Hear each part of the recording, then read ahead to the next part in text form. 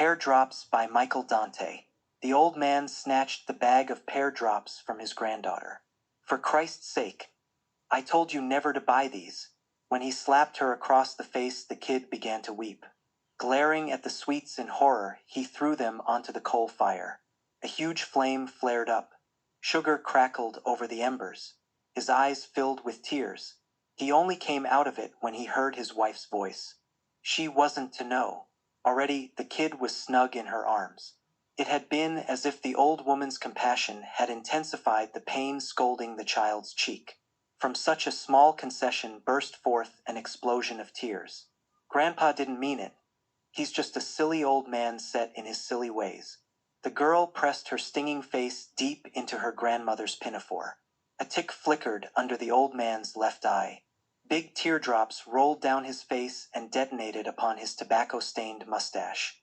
Once carefree, his spirit was now trammeled by a grief that had shattered him. Dug into Hill 60, he'd smelt those pear drops before.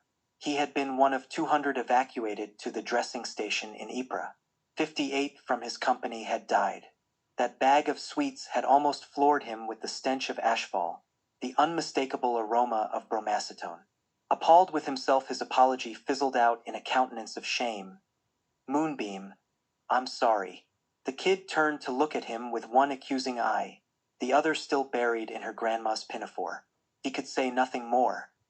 He crept over to his wife, placing his head on her shoulder and his arms around them both. She caressed the old man's hair.